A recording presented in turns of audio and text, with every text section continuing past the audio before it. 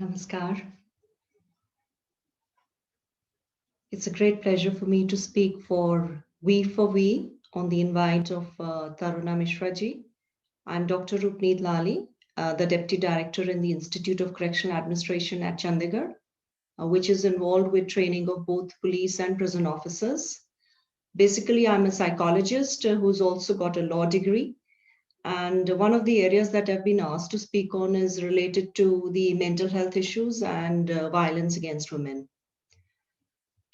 Talking about violence against women, I think it is something that starts right from, or rather before a girl is born and continues right up to the end. So this is what we call as the cycle of violence in a woman's life. And this affects women in almost every country of the world. And particularly in India, we find that the violence begins with female feticide, continues with sexual violence. And violence is not just physical and sexual violence, it can also be emotional violence. Physical violence, the scars are visible, but the emotional violence scars may not be visible physically, but the impact remains for a lifetime, which we call as a post-traumatic stress disorder. And women particularly need to realize that this violence that has been, if it occurs, it does require help. And we are mostly focusing on physical health and well-being. Mental health well-being issues are quite neglected. For this, in fact, I would say that during this pandemic, a lot of women faced violence at home. Domestic violence became much more common because the partners were living at home. And the ones who were alcoholics, a lot of domestic violence happened for those women whose husbands used to drink and they had to suffer. We have the laws for protection of women. We have the Domestic Violence Protection of Women from Domestic Violence Act. We also have the procedures in place. We have amendments that have taken place in the Indian Penal Code, particularly pertaining to sexual harassment at the workplace. Also, we have a special act, which is protection of women from the sexual harassment at the workplace. But awareness of laws may not be there. And secondly, women may not know where to approach. And thirdly, there may also be a little bit of embarrassment, or what I would say, that there is also hesitancy in women to approach for professional help and to approach for any kind of a help and a support group.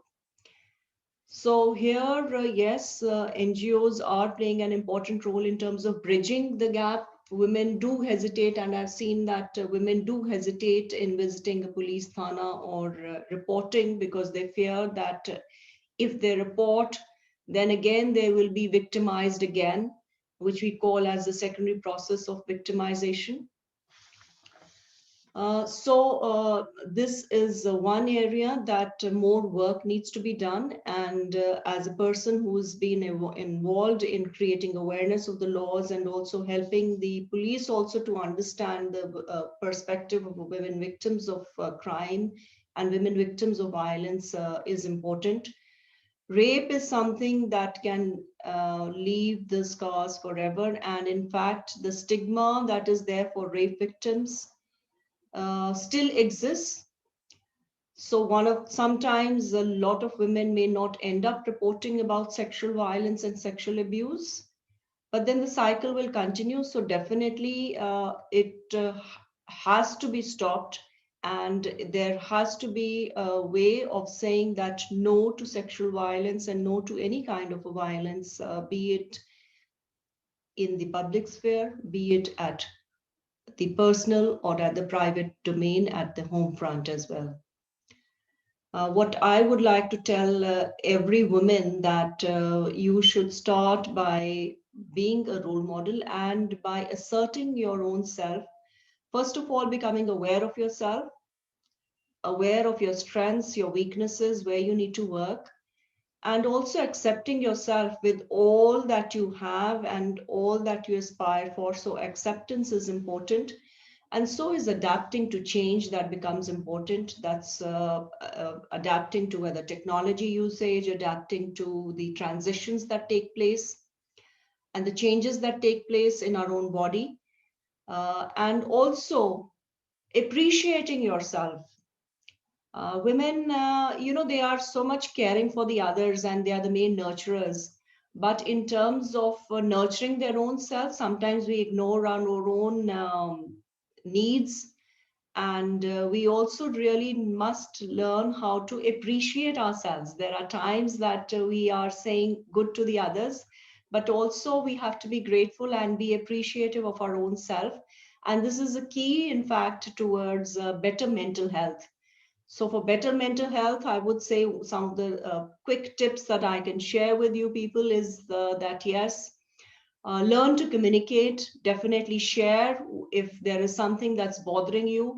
Don't end your life and don't go into depression, but definitely talk about it. And if you can talk to and approach to a professional, that will be very, very helpful.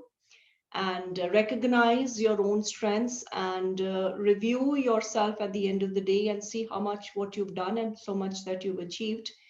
And definitely there's another thing which we say as cultivate a hobby, cultivate something, enjoy what you're doing, and keep discovering yourself. And there's so much that women has to offer, and there is no end to the learning process. So though there, don't hesitate in learning and exploring new things.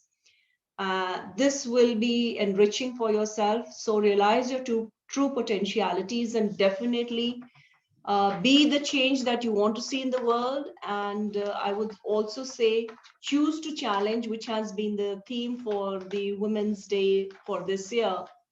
Do challenge the gender stereotypes and the discriminations that occur. So do not be a part of gender discrimination at home, and challenge any kind of gender discriminations that you face. And always keep smiling. And I wish you all the very best and a great initiative.